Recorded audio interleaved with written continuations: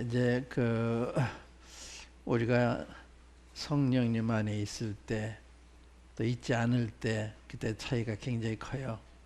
어떤 차이인가 하면 성령 안에 있지 않을 때는 우리 자신을 바라보게 되고 성령 안에 있을 때는 주님을 바라보게 되는 우리의 시선의 방향이 달라져요. 로마서 보면 로마서 7장에 나에게는 선한 것이 하나도 없다. 나는 자꾸 죄만 짓는다. 나 이렇게 나오잖아요. 8장에 가면은 하나님 우리를 위하시면 누가 우리를 대적하리요. 또 우리가 마땅히 빌 바 알지 못하나 성령께서 말할 수 없는 탄식으로 우리를 위하여 간구하신다. 또 그리스도는 우리 하나님 보좌 우편에 계셔서 간구하신다. 전부 위하는 거예요. 그러니까 8장은 성령 안에 있을 때 나타나는 우리의 마음의 현상이라면 7장은 육신에 있을 때, 그러니까 육신이 자꾸 나만 보는 거예요. 성령 안에 있는 성령 주님을 우리한테 보여주시니까 주님을 생각하게 되고 그래서 우리의 마음이나 우리의 언어에서 뭐가 많이 표현이 되느냐, 이것은 우리가 이제 어떤 상태에 있느냐 하는 것을 말해 준다고 생각을 해요.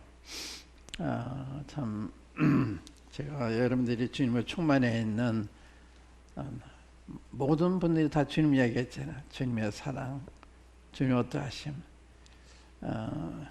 주님 얼마나 좋아하시겠어요. 주님의 배척한 세상에서 주님이 이렇게 존귀 여기는 이런 성도들을 보실 때 얼마나 만족하시겠습니까? 우리가 부족하지만 그러나 주님은 그 이상을 보시는 우리 중심을 보시기 때문에 우리의 겨자씨 하나는 믿음으로 주님을 의지하고 있을지라도 우리를 귀하게 여기시는, 우리 믿음 보시기 귀하게 여기시는, 우리가 주님 믿기 때문에 우리를 귀하게 여기신다. 뭐 그런 말씀이 있죠. 그냥 믿음 때문에 우리를 귀하게 여기시는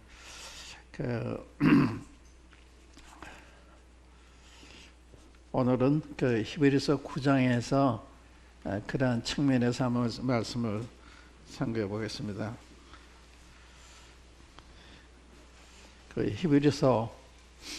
히브리서도 주님을 가득 차 있어요. 여러분의 마음에 주님을 가득 차 계신 것처럼 히브리서에도 또 모든 성경에도 그리스도가 가득 차 있어요. 우리가 평범하게 지나서 그렇지 참 이 성경의 놀라운 책이죠. 우리 주님이 어떠하신 분이심을 이렇게 충만하게 나 때는 보이시니까 우리가 이제 영안이 흐려서 그냥 지나치는 게 많습니다만은 히브리서 1장에 보면 이쪽에 하나님께서 선지자를 통해서 여러 모양과 여러 부분으로 말씀하셨으나 이 모든 날 마지막에 그 아들로 우리에게 말씀하셨다. 이 하나님의 우리에 대한 사랑이죠. 주님이 선지자들을 보내시고 또 보내시고 하는데 다 죽이잖아요. 핍박하고 사도도 다 죽이고. 근데 이제 선지자들을 이렇게 죽인 다음에 하나님이 내 아들 보내면 내 아들 공경하겠지 하고 보내시잖아요. 그 아들까지 상속자라고 십자가에 못 박아서 버리잖아요. 그런데 뭐 선자들 여러 명 이렇게 보내서 배척하면 할 수 없다. 나도 이제 도울 수 없다. 우리 같으면 그럴 것 같은데 주님은 안 그러시잖아요. 이 모든 날 마지막에 아들까지 보내셔서 우리 말씀하시는. 그러니까 이 아들이 하나님의 언어예요. 그래서 태초에 말씀이 계시냐라고 해서 말씀이 계시냐. 그러니까 우리 주님을 말씀으로, 하나님의 말씀으로 우리에게 표현하셨어요. 태초에 말씀이 계시니라. 이 말씀 하나님과 함께 계셨으니 이 말씀은 곧 하나님이시니라. 만물이 그런 말미암아 지은 바 되었으니 지은 것이 하나도 그거 없이는 된 것이 없느니라. 그러니까 우리 주님이 하나님의 말씀이에요. 하나님의 마음을 우리에게 전달하는 이런 말씀입니다. 하나님이 어떤 분이신지. 이런 시각으로 하나님을 생각할 때 하나님이 전적으로 저희도 위해서 존재하시는구나. 부모가 자식 위해서 존재하는 것처럼 그 부모를 만드신 하나님이 그 피조물인 우리를 위해서 존재하시는, 그게 이제 히브리서 9장에 나와요. 9장에 보면, 먼저 볼게요. 9장에 보면은 3번 나타나시는데, 첫 번째는 죄를 없이 하기 위해서 나타났어요. 26절 보시면, 히브리서 9장 26절. 그리하면 그가 세상을 창조할 때부터 자주 고난을 받았어야 할 것이로되 이제 자기를 단번에 제사로 드려 죄를 없게 하시려고 세상 끝에 나타나셨느니라. 첫 번째 나타나신 거예요. 우리 죄를 없게 하시려고. 1절 보면 죄를 정액하는 일을 마치고 우리의 보좌편에 앉으셨다. 죄를 청구하는 일을 하셨어요. 그게 첫 번째고, 두 번째는 24절에 보시면 똑같은 장 24절, 9장 24절입니다. 그리스도께서는 참것의 그림자인 손으로 만든 성소에 들어가지 아니하시고 오직 참 하늘에 들어가사 이제 우리를 위하여 하나님 앞에 나타나시고. 주님 오셨을 때 나타나셨죠. 이건 현재입니다. 나타났던 건 과거고, 왜 거기서 뭐 하시냐? 거기에서 우리를 간구하신 거예요. 또 우리를 대변하시는, 변호하시는 그런 일을 하시는 거예요. 세 번째는 28절에 보면 이와 같이 그리스도도 많은 사람의 죄를 담당하시려고 단번에 들으신 바 되셨고 구원에 이르게 하기 위하여 죄와 상관없이 자기를 바라는 자들에게 두 번째 나타나시리라. 이게 이제 미래죠. 머지않은 미래. 나타나셨다, 나타나 계시고 나타나실 것이다. 우리 주님의 우리를 위한 과거, 우리를 위한 현재, 우리를 위한 미래에 대한 말씀입니다. 나타나셨다. 여기부터 이제 생각을 해보면 주님 오신 뭐냐? 죄를 없이 한 일을 하셨어요. 그게 주 목적이셨습니다.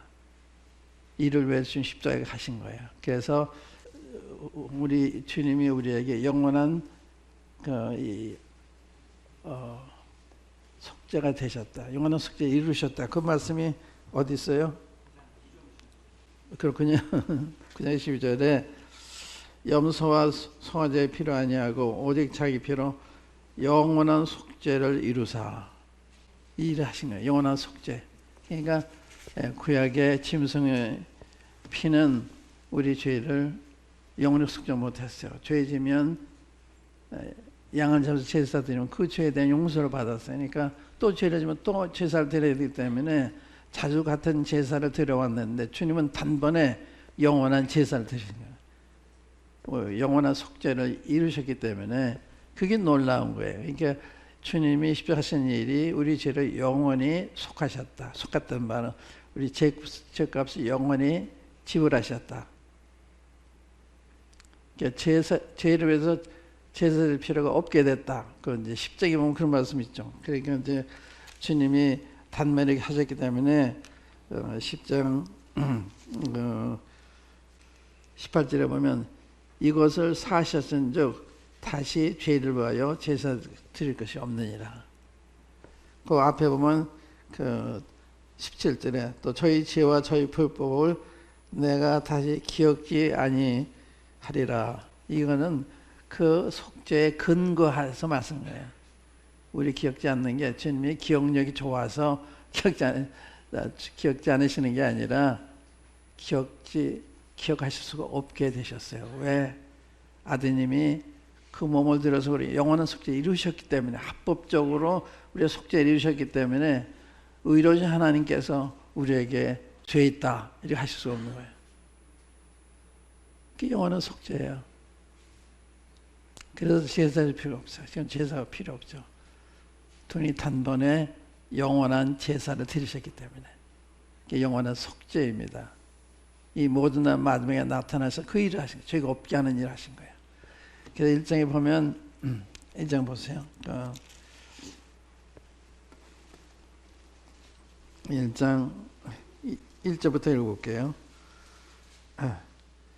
옛적의 선자들로 여러 부분과 여러 모양으로 우리 조상들에게 말씀하신 하나님이 이 모든 날 마지막에 아들로 우리에게 말씀하셨으니 이 아들을 만유의 후사로 세우시고 또 저로 말미암아 모든 세계를 지으셨느니라.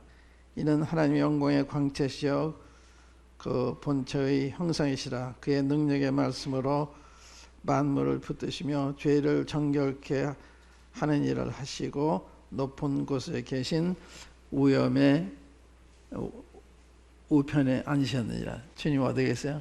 십자가에 계신 게 아니에요.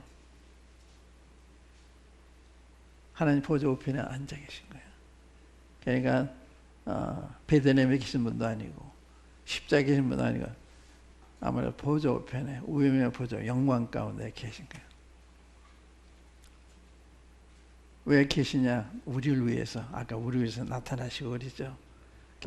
주님이 이 영광의 보좌 우편에 앉으신 능력의 우연히 보좌 우편에 앉으신 목적이 우리를 위해서 밤낮 간구하시는 그 말씀도 7장에 있죠. 7장에 보면 거기서 간구하시느라 25절 그러므로 자기를 힘입어 하나님께 나아가는 자들을 온전히 구원하실 수 있으니 이는 그가 항상 살아서 저희를 위하여 간구하심이니라. 거기서 이제 간구하는 일, 이렇게 간구하는 일. 또 우리가 이제 4장에 보면 주님이 대제사장으로 우리 보좌 옆에 앉아 계시잖아요. 주님이 대제사장. 근데 사람 대제사장하고 주님은 다른 거예요. 사람 대제사장은 사람이고 죄인이고 우리 주님은 의로운 분이고 하나님이시고. 4장에 보면 그러니까 우리의 대상이 어떤 분이냐 기억하는 게 굉장히 중요한 거죠. 우리의 대상이 세상 사람 세상과 같은 그런 류의 분이 아니시고 하나님이신 4장 이 말씀이죠. 4장 12절 14절에 보시면 그러므로 우리에게 큰 대상이 있으니 위대한 대상이 계시니 승천하시는 자 곧 하나님의 아들 예수시라. 사람이 하나님의 아들뿐만 아니라 승천하신 분, 땅에 계신 분, 승천하신 분, 대조가 되잖아요. 세상 인간 대상은 땅에 있는 사람이고 사람이고 우리 주님은 승천하신 분 하나님의 아들이시다. 뿐만 아니라 우리에게 있는 대제사장은 우리에게 계신 대제사장은 우리 연약함을 초월하지 아니하는 자가 아니요 모든 일에 우리와 한결같이 시험을 받은 자로 돼 죄는 없으시니라. 여기 초월하지 아니하는 자가 아니다. 이게 무슨 말이에요? 동정하지 아니하는 자가 아니라 그러니까 우리 연약함을 동정하는 불쌍하시는 마치 어머니같이 자식이 잘못하면 불쌍하기는 일단 불쌍히는 분이시다. 책망하시고 위협하는 분이 아니라 불쌍하시는 초율한 마음으로 느끼는 이렇게 안타까워하시는 그런 마음입니다. 안타까운 마음으로 주님이 가지고 계신 그 대상이다. 그러니까 승천하신 분일뿐만 아니라 하나님뿐만 아니라 우리를 불쌍히 여기시는 우리를 위해서 체휼하시는 그래서 그 다음 구절을 보면 그러므로 16절에 그러므로 우리가 긍휼하심을 받고 때를 따라 돕는 은혜를 얻기 위하여 은혜의 보좌 앞에 담대히 나갈 것이니라. 쭈삣쭈삣하지 마시고 주저하지 마시고 담대히. 왜? 이런 주님이 계시니까. 나를 불쌍히 여기시는, 긍휼히 여기시는. 그러니까 우리 어머니한테 접근할 때 내가 가장 잘못했을 때도 어머니만은 나를 불쌍히 여기고 사랑하시니까 그 어머니 찾아갈 수 있잖아요. 우리 대생 우리 주님이 그런 분이시다. 그러므로 때를 긍휼하심을 얻고 때를 따라 더없는 은혜를 얻기 위하여 은혜의 보좌 앞에, 보좌, 심판의 보좌, 은혜의 보좌 앞에 담대히 나갈 것이니라. 놀랍죠? 주님이 십자가에서 우리의 구주로서 우리를 사랑하셔서 끝까지 사랑하셔서 자기 몸을 내주신 이 사랑을 무엇으로 우리가 설명할 수 있겠어요? 뿐만 아니라 그분이 하나님 보좌 우편에서 여러분과 나를 위해서 그 보좌 우편에 나타나 계신 거예요. 거기에서 대생으로서 우리를 긍휼히 여기시고 우리가 구하면 용서하시고. 그래서 요한일서 1장에 보면 우리가 죄를 보면 우리에게 의로우신 미쁘신 분이 계셔서 그분한테 아뢰시면 그분이 우리를 용서하신다. 저는 미쁘시고 의로우셔서 우리 죄를 사하시고 주님이 용서하시는 걸 참 기뻐하시는, 우리는 몇 번 잘못하면 용서하기를 주저하는 게 우리 마음이잖아요. 주님은 기뻐하시는 거예요. 그래서 형제가 잘못하면 몇 번까지 용서해야 될까 할 때 7번까지 용서해야 될까 그러니까 주님이 70번이 7번 용서해라. 490번 용서하는 게 아니라 무한히. 그러니까 우리 지금 어떤 우리 이해할 수 없는 우리 지식에 넘치는 사랑을 가하시는 분이시다. 근데 사탄은요, 이 사랑을 못 믿게 해요. 여러분들 비참하게 만들어요. 담대함을 잃게 만들어요. 자유를 잃게 만들어요. 평화를 잃게 만듭니다. 그게 주님 기간이 참 좋은 거죠. 이런 주님이시니까. 그러니까 우리가 성령 안에 산다는 게 얼마나 필요한 거예요. 그래야 그 주님을 뵐 수 있으니까. 그렇지 않으면 자꾸 나만 본다고요. 그러니까 기쁨이 잃게 되고 담대함이 잃게 되고. 근데 주님은 이런 대상이니까 그 보좌 앞에 담대히 나가라. 긍휼을 얻기 위해서, 때를 따라 돕는 은혜를 얻기 위해서 담대히 나가라. 이거 잊지 마세요. 근데 성령 안에 있지 않으면 잊어버리게 돼 있어요. 성령 안에 있으면 이 주님을 기억하니까 항상 기쁘고 항상 감사하고.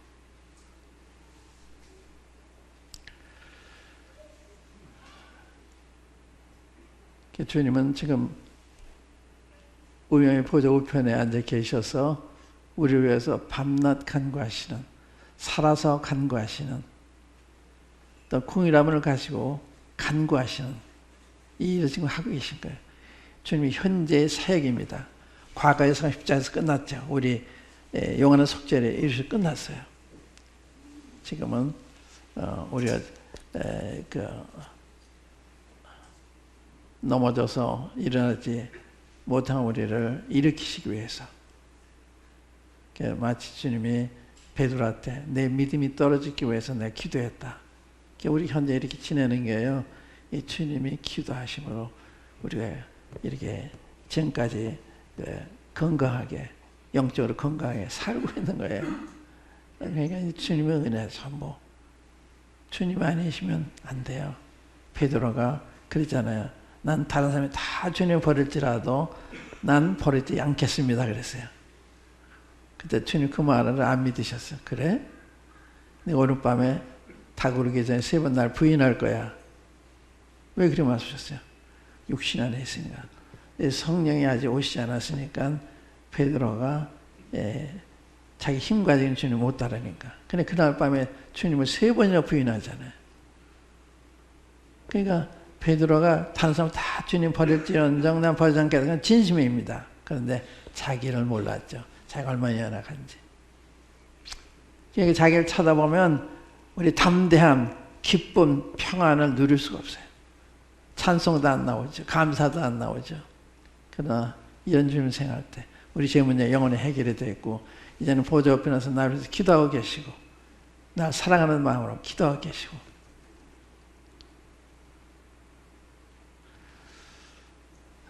이 사탄이 무슨 일이에요? 사탄이 형제들을 밤낮 송사해야 한다.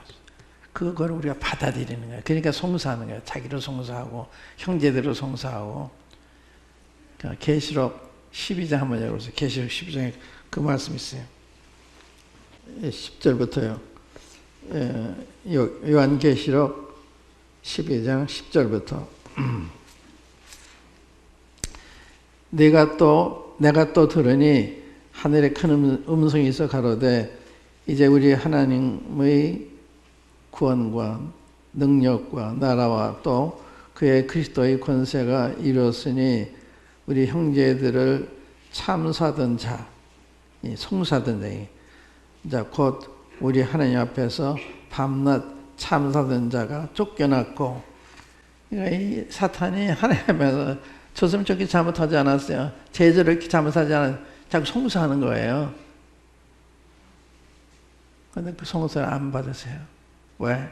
주님이 다 담당하시고 영원한 속죄 이루셨기 때문에. 주님이 변호하시냐 하는 거예요. 그래서 주님이 우리의 변호사입니다. 하나님 앞에서 우리를 변호하시는 대언자란 말이 변호사란 말이야. 우리가 하나님 앞에 대언자가 있으니 곧 우리 주 예수 그리스도시라. 우리 주님은 우리의 변호사예요. 그래서 하나님 보좌 우편에서 우리를 변호하시고 사탄을 책망하시고. 그러니까 이 사탄이 밤낮 참소하는데 그거를 우리가 받아들이는 거예요. 그러니까 우리 자신을 비참하게 만들고 다른 사람을 어렵게 만들고. 그런데 주님 같은 마음을 가져보세요. 그러면 우리 형제 잘못해도 불쌍히는 마음, 세워주고자 하는 마음, 몰라서 그렇지. 주님도 그렇잖아요. 십자가에서 못 박는 사람들에 대해서 아버지 몰라서 그러니까 용서해 주십시오 그러잖아요. 그러한 기도가 나오게 되는 거예요. 형제를 송사하는 게 아니라 형제를 위해서 기도하는, 형제를 세워주려고 하는. 그게 얼마나 그런 성도가 아름다워요. 그런 성도가 되기를 바라시는 거예요. 그런 주님을 알 때 그렇게 변해가는 거죠. 밤낮 참수하는 거예요. 근데 로마서 9장에 보면 의롭다 하시니 하나님이시니 누가 정죄하리요. 하나님이 택한 자 누가 송사하리요. 의롭다 하시니 하나님이시니 저는 하나님 보좌 우편에 계신 자 우리를 간구하시는 자신이라. 그러니까 송사할 수 있는데 효과가 없는 거예요. 재판장이 무죄 선고를 내리면 끝난 거예요. 아무리 방청석에서 저 사람 살인자예요. 그래서 소용이 없어요. 우리 주님이 재판장이실 때 그분이 우리를 변호하시고 우리에게는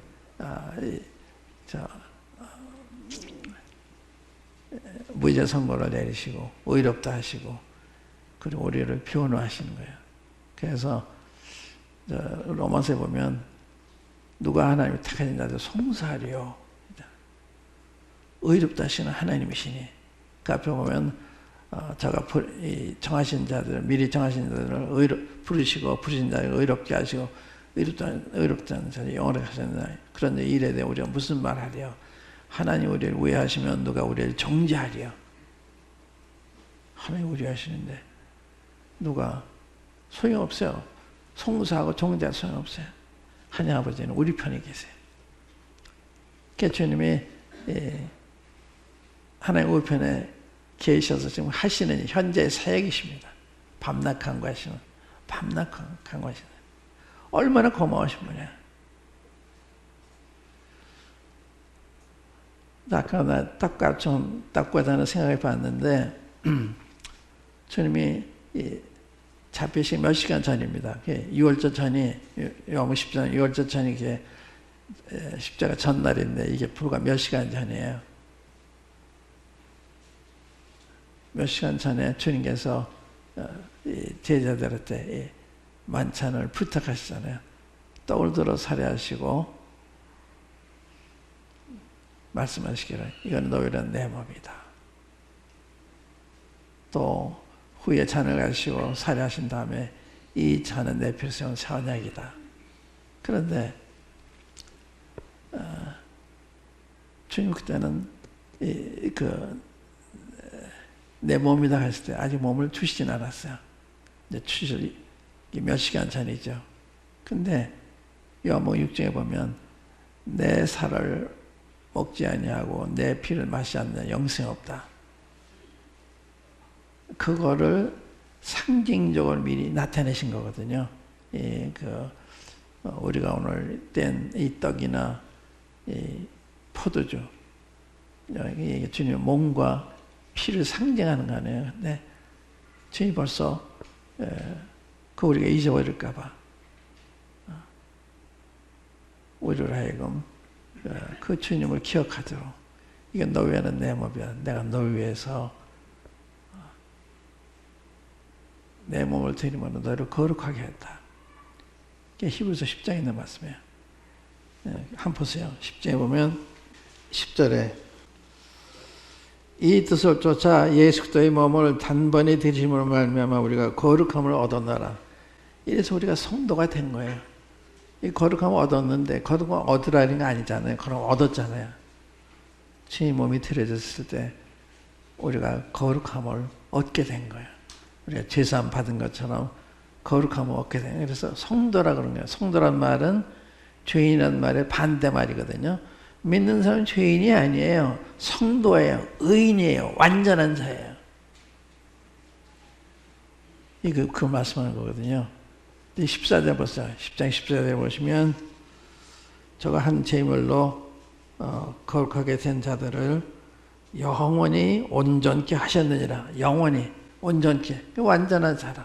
언제까지? 영원히. 다음 죄 짓지 않을 때까지 그게 아니에요.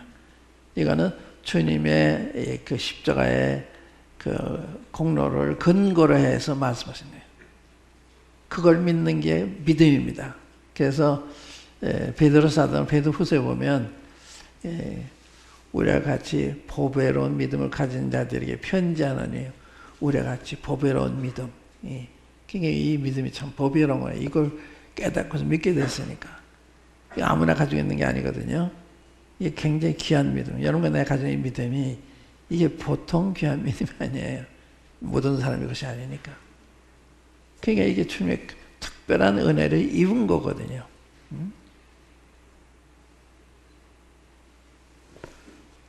거기 내 사실은 베드로후서 말씀을 생각해 했는데 거기 한번 보세요. 베드로후서에 보면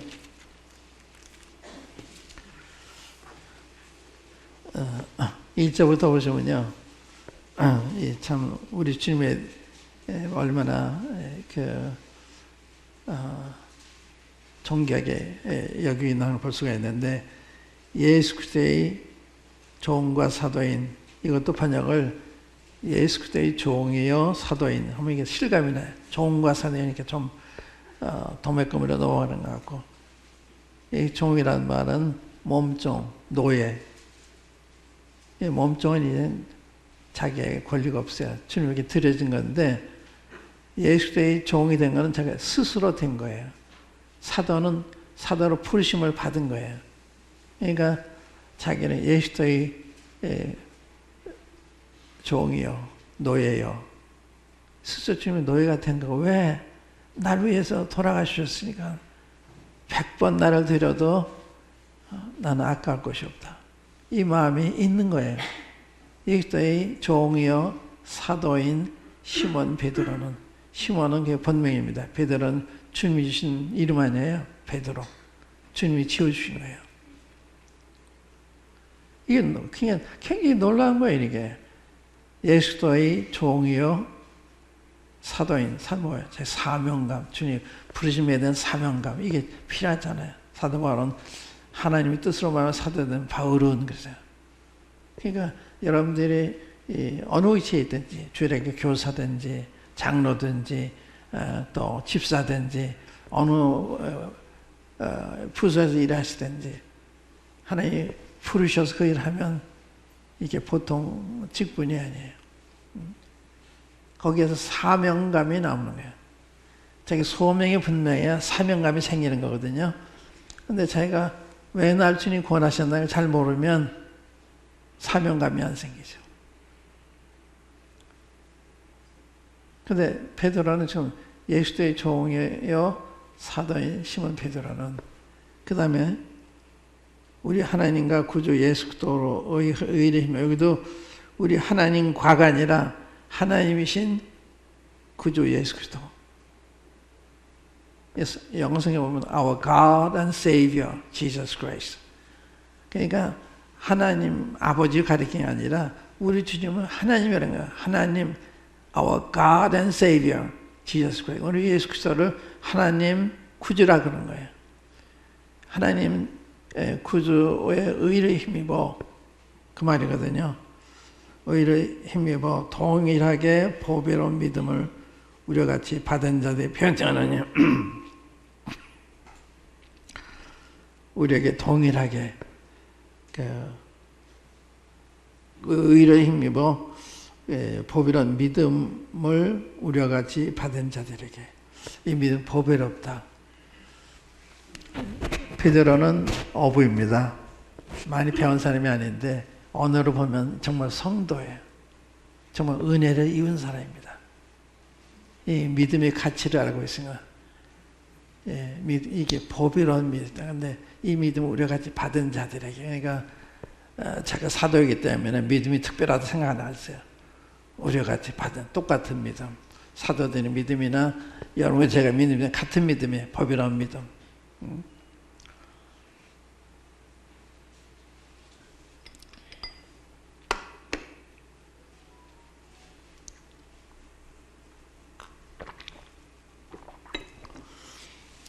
보배로운 믿음을 받은 자들에게 여러분들이 이 보배로운 믿음의 소유자가 되시잖아요. 귀한 믿음, 보배로운 믿음. 못 믿다가 믿었던 거 생각해 보세요. 많은 사람들이 모르고 있잖아요. 이 소수 중에 있는 우리가 믿어서 이런 보배로운 믿음을 가지고 있는 거잖아요. 그러니까 얼마나 참 은혜를 입었어요. 그 다음 보시면요. 하나님과 우리 주 예수를 알므로 은혜와 평강이 너에게 더욱 많을지어다. 하나님과 우리 주 예수를 알므로 알고 있잖아요. 더 알므로 은혜가 더욱 많기 원한다. 그래서 마지막 절에 보면 우리 구주 예수 그리스도의 은혜와 그를 아는 지식에서 자라가라. 자란 믿음이죠. 그래서 믿음이 커질수록 더 은혜로서 사람들이 믿음이 더 커질수록 주님을 더 알수록 더 평강을 누리게 된 거예요. 은혜 평강 더욱 많을지어다 그러잖아요.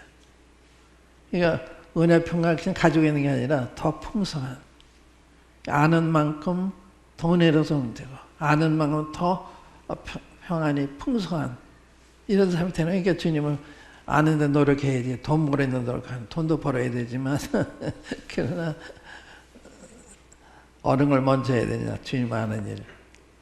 그러니까 주님 아는 일을 위해서 이걸 우선순위로 생각해야 되거든요. 돈도 벌어야 되는데 근데 주님 우선순위 할 때 돈도 잘 벌리는 거예요. 먼저 그날 그 일을 구하면 이 모든 건 다 해주신다 그랬잖아요. 이런 게 정말 믿음이라 이게. 주님 약속이니까 뭐를 우선순위하고 사느냐. 사람이 믿음이 없으니까 근시한 삶을 살아요. 근시한. 근데 여기도 이제 원시지 못하는 말씀이 나와요. 멀리 보지 못한다 이거예요. 그 말씀이 나와요. 9절에 보면요.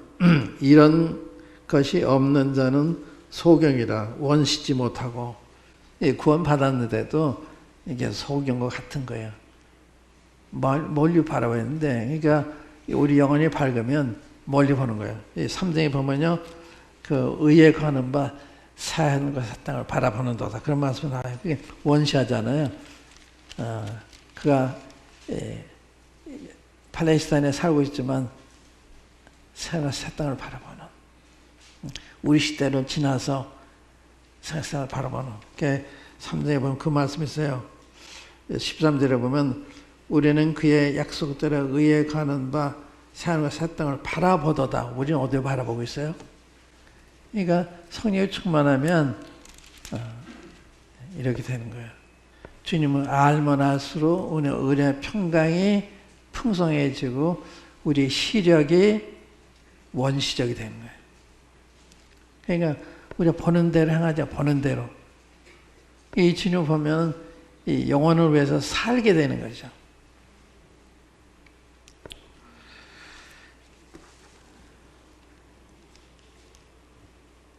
그 다음 무슨 안다는 말이 이게 지금 베드로 사도가 감명 깊게 강조하고 있는 거예요.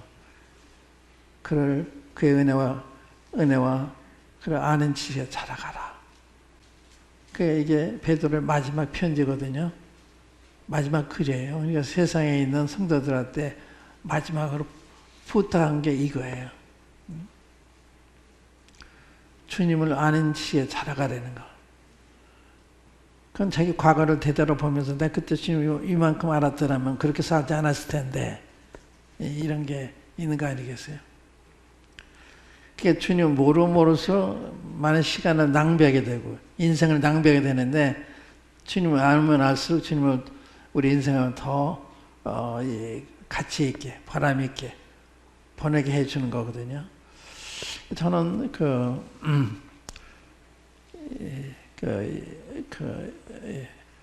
성도 모임에 오면서 참 내가 감동이 되는 게 많아요. 멀리서도 오시고 또 어린애들도 안고서 오시고, 수요일날도 내 자랑해요. 성도교회 가면 수요일날도 어린애를 안고 어린애를 데리고 이게 집회 참석한다. 지난주에는 거의 성도들이 다 나왔다 그러더라. 내 그 자랑해요. 그게 보통이 아니거든요. 그러니까 여러분들 제가 자랑해요. 그러니까 제가 보는 거니까 과정하는 게 아니잖아요. 그게 감사하죠. 그게 주님의 은혜 그만큼 입었다는 증거예요. 그게 입었다는 증거. 그렇지 않은 분들은 교회 나오는 것을 어려워하고 교회 나오기를 기다려야 되는데, 주일날 지금 수요일날 언제 수요일까지 언제 기다리지? 수요일 지나면 또 주일까지 언제 기다리지? 이렇게 돼야 되는 거예요. 그게 말씀을 사모하기 때문에도 그렇고 성도를 보고 싶어도 그렇고, 그걸 여러분들 나타내고 있는 거예요. 웬만한 생각 같으면 어린애들 있으면 그냥 집에 있으려고 그럴 텐데 어린애들 오고 멀리서도 늦어도 오시고 얼마나 귀해요. 이게 보람이 있는 거예요. 전에 저희 모임에 최복수 자매님 분이 최복수 자매님 계신데, 그분이 제 방송을 듣다가 이제 저를 찾아오셨어요. 상담하러 찾아오는데, 그분이 서울의 장위동에 사실 장위동 그 당시 교회는 우리 노량진에 있었잖아요. 그러니까 장위동도 우리 멀잖아요. 그래서 내가 이제 노량진에 나오시기를 원하기 때문에 오시라 그랬더니 멀어서요. 그래서 멀어서. 그래서 내가 아브라함은 사흘 길을 갔는데요. 아브라함 사흘 길을 갔다 예배드리러. 거기에 이분이 충격을 받고 모임에 오셔서 참 훌륭한 일을 많이 하셨죠. 그런 거예요. 그러니까 멀수록 더 좋은 거예요. 멀수록. 주님 그걸 계산하시니까. 아까 보니까 어느 자매님이 걸음 잘 못 걸으시더라고요. 그런데 오셔서 이렇게 예배드리는 걸 봤을 때 주님 얼마나 고마워하실까. 건강한 사람이 와서 예배드리는 거하고 몸이 불편한데도 와서 예배드리는 건 다른 거죠. 주님이 비례적으로 다 계산하시는 거예요.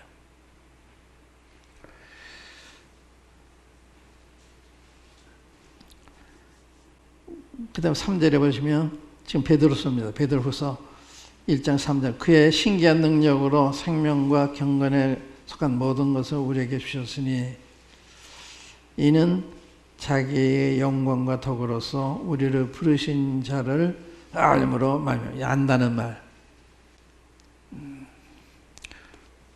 그러니까 우리가 신기한 능력으로 구원을 받고 하나님의 신의 성품에 참여하게 된 것도 이게 전부 그 은혜로 말미암은 거라. 신기한 능력. 뭐예요? 복음에는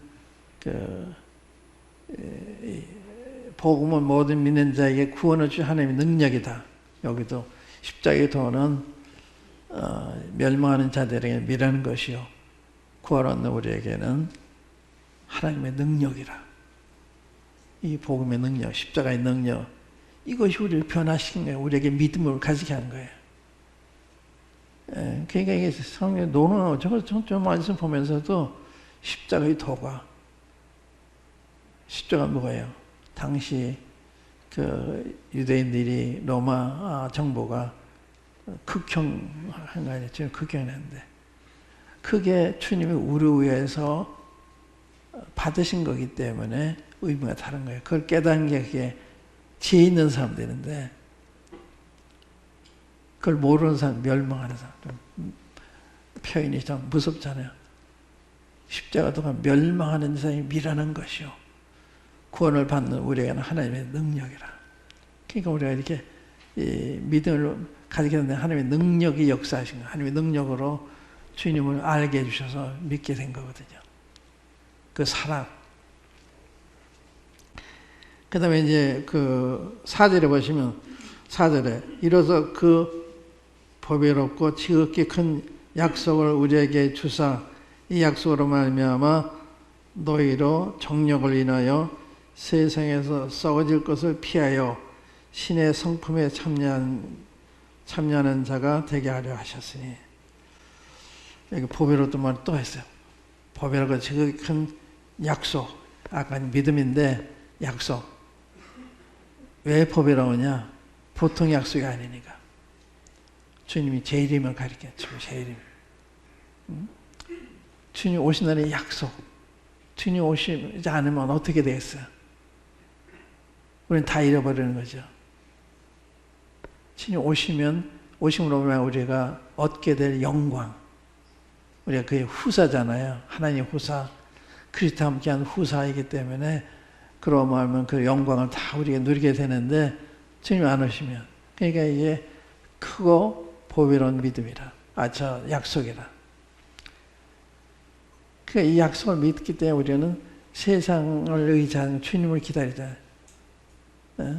이 약속이 확실하지 않으면 우리의 삶도 확실해지지 않아요. 타협하는 삶을 살게 되고 주님 위해서 살아야 돼요. 주님 위해서만 살아야 되는 거예요. 그렇게 살아도 다 부족한 거예요. 너무나 이 약속이 크기 때문에, 주님의 은혜가 크기 때문에. 그래서 구원하는 말씀이 뭔가 하면요, 이게 이제 베드로후서 사도 바울의 마지막 성도에게 남기시는 유언이에요, 유언. 그래, 근데 그분 이러므로 너희가 더욱 힘써 너희 믿음의 덕을, 덕의 지식을, 지식의 절제를, 절제의 인내를, 인내 경건을, 경건의 형제우애를, 형제우애의 사랑을 공급하라. 힘쓰래. 이러므로 힘써서 믿음만 가지면 안 돼. 덕이 있어야 돼. 또 덕만 있으면 안 돼. 지식이 있어야 돼. 지식만 있으면 안 돼. 거기에 절제가 있어야 돼. 절제만 있으면 안 돼. 인내가 있어야 돼. 그건 있으면 안 돼. 경건이 있어야 돼. 거기서 안 돼. 형제우애가 있어야 돼. 그냥 사랑을 공급하라. 이게 믿음이 이렇게 아름답게 되게 하라는 거예요. 믿음의 덕을. 그게 무슨 말이에요? 믿음은 약한 자가 있고 강한 자가 있잖아요. 믿음이 강한 자가 이 우상의 제물은 아무것도 아니니까, 이건 그냥 식물이니까 먹어요. 자기한테는 괜찮아요. 믿음이 약한 자는 뭐냐? 저 우상의 제물인데 먹어서 안 되는데 그걸 상관하지 않고 먹으면, 믿음의 약한 자를 보고서 먹게 되면 자기 양심을 더럽히게 되기 때문에 내 믿음의 형제를 망하게 하는 거예요. 그러니까 믿음만 가지면 안 돼요. 덕을 생각해요. 내 믿음이 내 주위에 있는 형제한테 어떠한 영향을 주나. 예를 들어 제가 텔레비를 보는데 전 텔레비를 볼 수 있는 그런 믿음이, 강한 믿음이 있어서 영향을 받지 않기 때문에 이렇게 한다면, 믿음이 한 사람이 내가 텔레비를 보는 거 보더니 박경래 텔레비 보네. 그리고 나도 보다가 세상으로 유혹을 받아서 가게 되면 그 책임은 나한테 있는 거예요. 그러니까 나한테는 정당하지만 이게 남한테 나쁜 영향을 주면 안 하는 거예요. 그래서 내 고기를 먹으면 우리 형제가 실족하면 난 평생 고기 먹지 않겠다. 고기 먹는 게 죄가 아니잖아요. 그러니까 굉장히 아름다운 믿음. 이게 덕이에요, 덕. 그러니까 내 믿음이 내 주위 사람들에 어떤 영향을 주느냐. 기쁨을 주고 감동을 주고 감화를 주고 이런 거냐. 그렇지 않으면 그냥 교만하게 남이 어떻게 하든지 내 믿음이 오르니까 그런 게 아니에요. 믿음의 덕을. 또 덕스럽다고 또 한우리 덕만 하면 지식이 필요한 거예요. 지식이. 하나님 말씀 따라서 덕을 세우는 게 필요한 거거든요. 또 지식은 절제가 필요한 거예요. 절제는 인내가 필요한 거예요. 인내도 경건이 필요한 거예요. 경제, 형제의 필요. 이게 사랑까지 하나님 닮아가는 거죠. 그런데 이 놀라운 게요.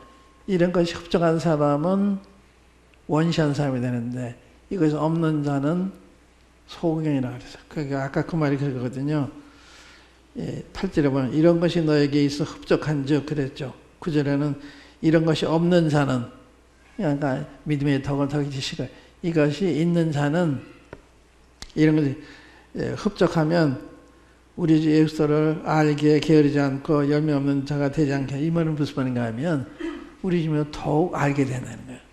이러한 상태에 있을 때 우리 주님을 더욱 알게 되는, 아는 일에 열매 없는 자가 되지 않고 많은 열매가 맺히게 되고, 또 그 나쁜 땅이 아니라 많은 그 생산할 수 있는 이런 좋은 땅이다. 그러니까 그 뜻이에요.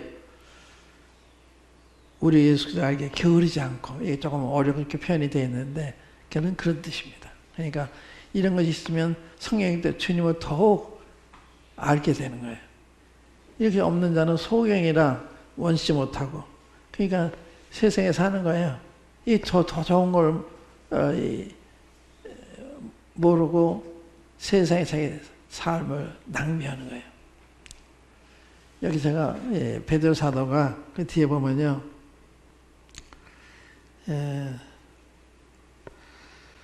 12절부터 보세요. 12절에 보면 잃어버려 너희가 이것을 알고 이미 있는 진리에 섰으나 내가 항상 너희로 생각하게 하려 하노라. 내가 이 장막에 있을 동안에 너희를 일깨워 생각하게 함이 옳은 줄로 여기노니 이는 우리 주 예수 그리스도께서 내게 지시한 것 같이 나도 이 장막을 벗어날 것이 임박한 줄을 알미라. 이게 저한테 실감이 나요. 제가 오늘 아침 오면서도 이게 마지막일 수도 있다. 저는 어느 몸에 가도 이게 마지막일 수도 있다. 그래서 마지막은 굉장히 중요한 말 아니에요.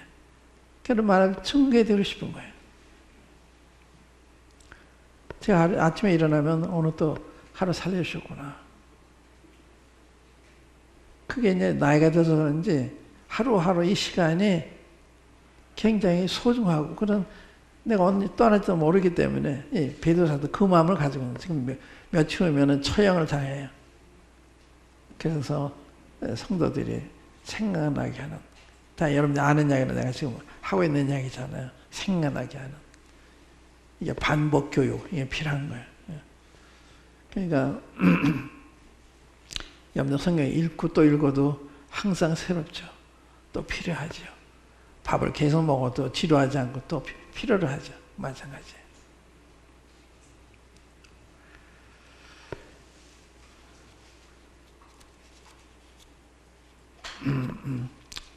베드로후서에 보면 이게 이제 마지막 편인데 2장에는 거짓 교사들에 대한 경고가 나 거짓 교사. 예, 많은 거짓 교사 나왔어요. 성경에 많다고 그랬어요. 마태복음 24장에 보면 주님의 오심과 세상 끝내 어떤 징조가 있어야 우리가 할 때 사람을 조심해라. 첫 번째 징조가요. 많은 사람들이 와서 난 그리스도라고 해요. 많은 사람, 두세 명 많은 사람. 이 세상에 많은 적그리스도가 있어요. 그런데 그게 못 느끼잖아요. 왜?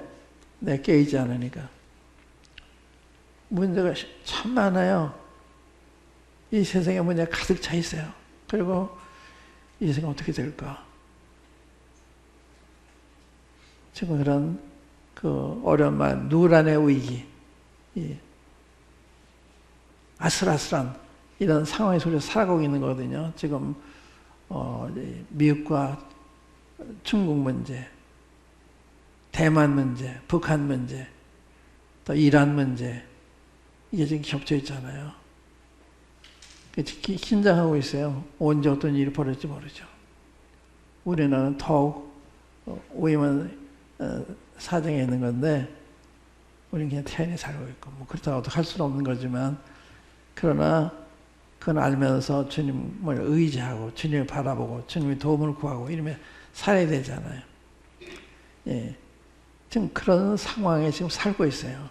이 세상 자체가 지금 어렵습니다. 이 지구 자체가 어려워요. 지구 자체가. 이 지구에는 지금 뭐 기후로 인한 세계 여러 나라 정상들이 모여서 기후 변화에 대한 우려를 하고 있잖아요. 지금 심각해 기후도요. 갑자기 홍수한 지역에 홍수가 나서 다 마을을 쓸어가고 또 갑자기 또 흉년이 들어서 어려워지고 또 뭐 쓰나미라든지 또 이 태풍이라든지 허리케인에 이런 게 또 뭐예요? 저 회리바람 뭐라 그러죠? 토네이도 굉장히 무서워요. 토네이도가 오면 집 다 지붕 앗아가요. 아주 이게 기후 변화에서 오는 위험인데 이게 점점 나빠가잖아요. 이 해수면이 높아지는 그래서 탄소를 줄여야 된다 하는데 쉬운 게 아닌가 봐요. 그러니까 중국이 못하고 우리나라도 뭐 몇 년도에는 얼마까지 줄이겠다 뭐 이러고 있고 그런 이제 이 지구는 점점 어려워져 가는 거죠. 이런 문제, 전쟁의 위험 문제, 질병의 문제 이게 가득 차 있어요. 그래서 점점 살기 어려운 상황으로 지금 가고 있어요. 무슨 뜻이에요? 주님 오심이 가깝다는 뜻이죠. 지금 뭐 코로나가 좀 완화되는 듯 하더니 또 오미크론이가 또 오고 또 뭐 저조독감에 또 막 행하고 정신이 없어요. 통째도 어떻게 통치를 해야 되나 어려운 이런 시대로 우리가 지나고 있는 거거든요. 또 사람 어떠냐? 사람은 동정심이 없어 무정해요. 거짓말을 많이 해요. 이런 세계 속에 우리는 살고 있는 거예요. 그래서 이런 모임이 때문에 얼마나 감사해요. 여기 와서 우리가 하나님의 말씀 듣고 우리 마음을 새롭게 하고 이러면서 우리가 우리 자신을 지켜나갈 수가 있기 때문에 얼마나 교회에 있을 때는 감사한 건지 정말 감사한 거예요. 교회가 없으면 이런 모임이 이루어지지 않고 예배 드릴 수도 없고 그러니까 감사할 게 많죠. 우리 주위에 있는 형제자매들에 대해서 감사하고 교회를 위해서 감사하고 이제 보면 그 거짓 교사 그러니까 이 거짓 교사가 많이 나타나고 있다는 말은 사회가 부패되어 있다 하는 거예요. 그런 토양에서 거짓 교사가 나타나는 거예요. 또 교회가 경건치 못하고 그러니까 이게 나타나는 거거든요. 근데 그런 사람이 많다는 거예요. 마태복음 7장 보면 그날에 많은 사람이 나더러 이르되 우리가 주의 이름으로 선지자를 하고 주의 이름으로 귀신을 쫓아내고 많은 권능을 행치 아니하니까 하리니 그때 내가 저에게 말하되 불법을 행하는 자 내게 떠나가라. 내가 너를 알지 못한다. 그러잖아. 근데 많은 사람들 중에 많은 목회자들, 많은 부흥사들, 수장을 통한 건 저같이 이게 사역하는 사람들 아니에요. 또 귀신을 쫓아내는 부흥사들 아니에요. 한두 사람이 많은 사람이 와서 그날 항의한다는 거예요. 주님이 다 거절하신 거예요. 그러니까 겉을 보고 하면 안 돼요. 말씀 보고 해야지. 그러니까 말씀 봐야 이 어두운 세상에 바로 갈 수가 있어요. 여기 1장이 뒤에 보면 가면 그거 읽을게요. 16절부터 우리 주 예수도의 능력과 강림하심을 너희에게 알게 한 것이, 이게 강림은 재림을 얘기해요. 우리 주 예수도의 능력과 강림하심을 너희에게 알게 한 것이 공교히 만든 이야기를 쫓은 것이 아니요 우리는 그의 크신 위엄을 친히 본 자라. 지극히 큰 영광 중에서 이러한 소리가 그에게 나기를 이는 내 사랑하는 아들이요 내 기뻐하는 자라 하실 때 저가 하나님 아버지께 존귀와 영광을 받으셨느니라. 이 소리는 우리가 저와 함께 거룩한 산에 있을 때 하늘로서 나옴을 들은 것이라. 이건 베드로와 이 사도들이 경험한 거잖아요. 이건 산 증언입니다. 그러니까 우리 주님의 능력과 강림하심에 대한 이야기는 우리가 친히 봤어. 꾸며낸 얘기가 아니야. 그 얘기거든요. 그런데 더 놀라운 것은 그 다음 구절 보시면 19절에 또 우리에게 더 확실한 예언이 있어 어두운 데 비치는 등불과 같으니 날이 새어 샛별이 너희 마음에 떠오르기까지 너에게 이것을 주의하는 것이 가니라. 우리에게 더 확실한 예언이 있다. 이 하나님 말씀이에요. 그러니까 베드로가 자기 목격한 그걸 이야기하지만 거기 호소하기보다는 더 확실한 예언이 있다. 이게 놀라운 거예요. 성경을 이렇게 신뢰하고 있다고 하는 거. 확실한 예언이 있어. 어두운 데 비치는 등불 같으니 세상 어둡게 보여요. 세상 굉장히 어둡지요. 굉장히 어두워요. 그때 이 예언의 말씀이 등불이 되는 거예요. 빛이 되는 거예요. 그러니까 말씀 모르는 사람은 등불 없이 어두운 밤을 걸어가는 사람과 똑같은 거예요. 그러니까 넘어질 수밖에. 그러니까 예언을 연구할 때 지금은 때가 가까우니까 계속해도 이 예언의 말씀 읽는 자와 듣는 자들 그 안에 기록한 것을 지키는 자들 복이 있나니 때가 가깝다. 왜 그래요? 이 예언의 말씀 알아야, 예를 들면 계시록 알아야 우리 주님이 어떤 분이신지 1장에 주님 나오잖아요. 2장과 3장에 교회가 나오잖아요. 4장 위에 세상에 나오잖아요. 그러니까 우리 주님도 보게 되고 교회의 상태도 보게 되고 앞으로 세상이 어떻게 해도 보게 되니까 거기에 대처하게 되잖아요. 그게 복이 있는 거예요. 그러니까 상대적으로 예언의 말씀 모르는 사람은 복이 없는 거죠. 어두운 관에 등불 없이 걸어가야 되니까. 이렇게 중요한 게 하나님 말씀이에요. 그러니까 여기 하나님 말씀 사모해서 수요도 잘 모시고 주일에게 너무 잘하는 건데 끝까지 이렇게 해요. 끝까지. 한동안 하다가 나중에 약해지지 마시고 어떻게 계속 말씀한테 거하셔야 되는 거예요.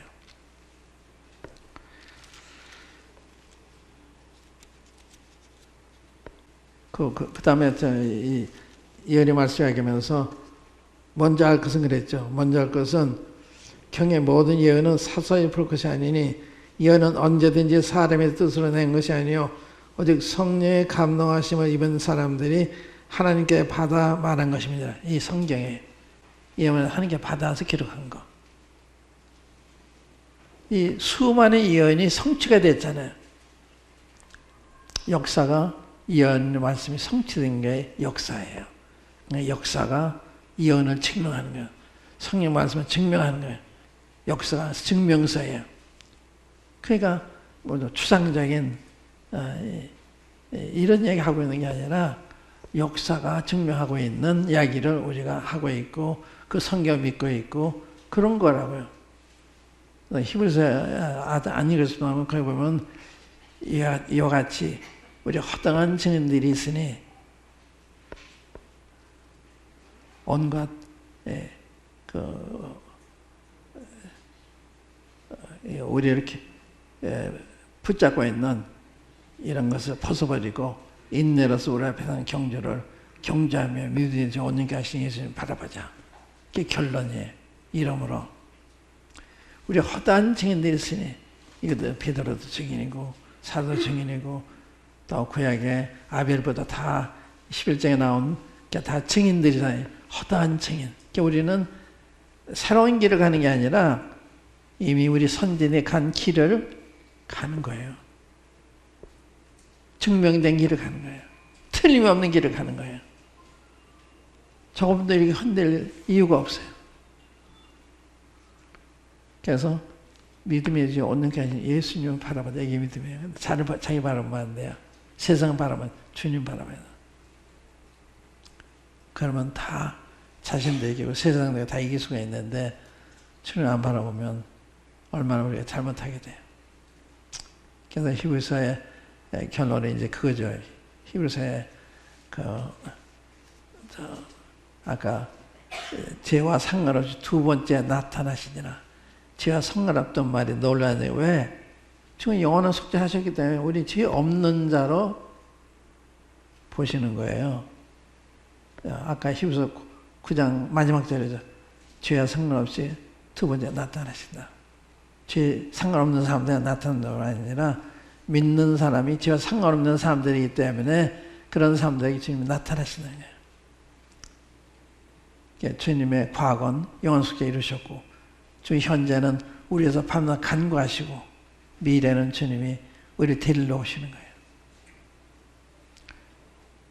우리 죄를 다 없애주시고 우리 데리러 오시잖아요. 우리 못 들어가세요. 죄가 없으니까 데려가신 거거든요. 죄 때문에 주님이 쫓아내셨잖아요. 아담하고 얼마나 죄를 죄 하나 졌어요. 그걸 쫓아놨어요. 그 하나님이 돌아오면 죄가 하나도 없어야 되는 거예요. 그러니까 죄가 상관없이 주님이 십자가에서 우리 영원한 속죄 이루셔서 죄가 없는 자로 성도로 의로운 자로 보시는 거예요. 그러니까 이제 그날이 가까웠잖아요. 많이 가까웠어요. 그래서 이제 지금 우리는 막연하게 주님 가까웠다 그게 아니에요. 근데 구체적인 예를 두 가지 들어보면 마태복음 24장에 보면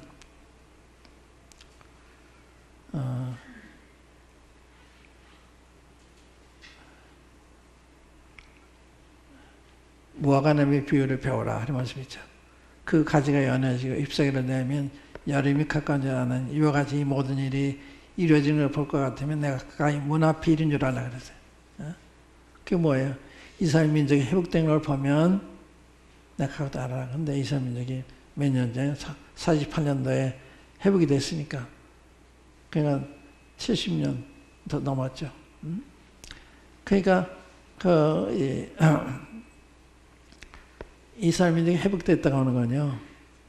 아까 무화과나무가 가지가 연해 잎사귀 됐다는 걸 죽어 있었잖아요. 근데 다시 소생하는 걸 얘기하는 건데 이스라엘 민족이 AD 70년에 망해가지고 1948년도에 소생했으니까 거의 2000년 동안 나라 없이 세계 민족 중에 흩어져 사던 이 민족 어떻게 독립을 해요? 독립을 한 거예요. 48년도에. 어머니 지금 존재하고 있잖아요.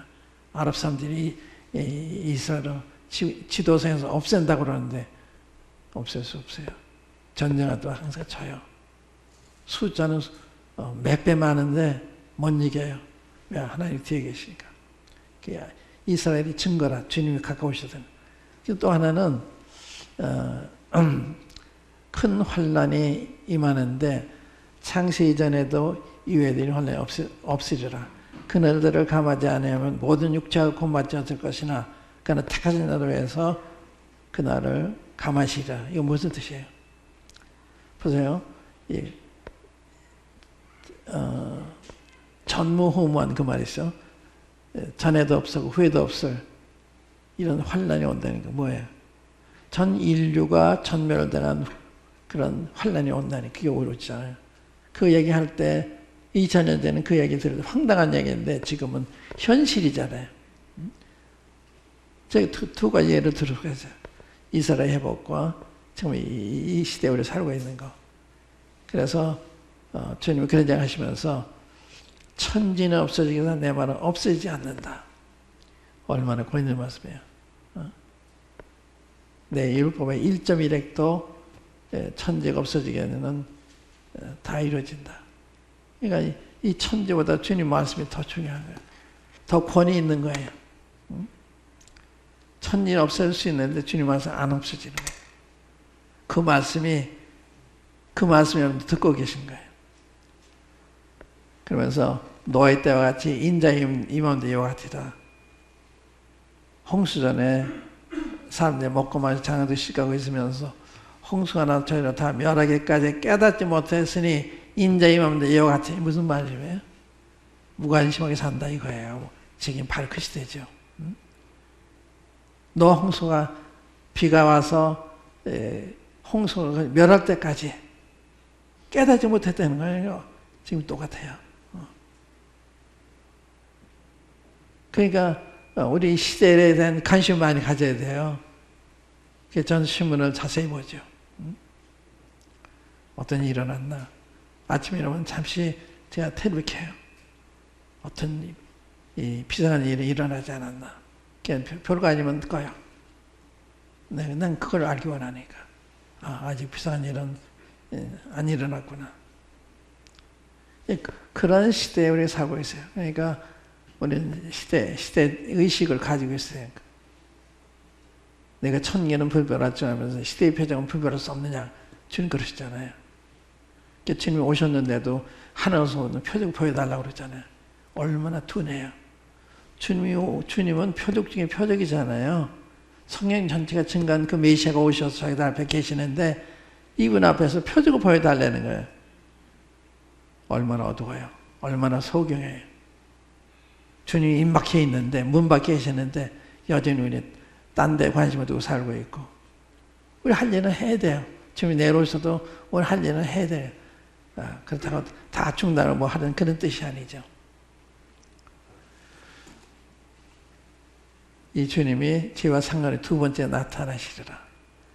제가 이 히브리 9장에서 우리 주님의 과거 나타나셨다.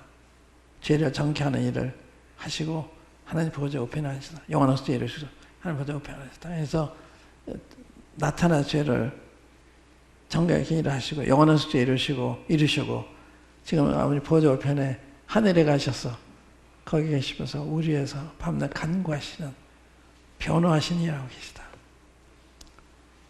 세 번째는 우리 주님이 죄와 상관없이 바른 데 나타나신다. 우리 위에 나타나. 기도하십시다.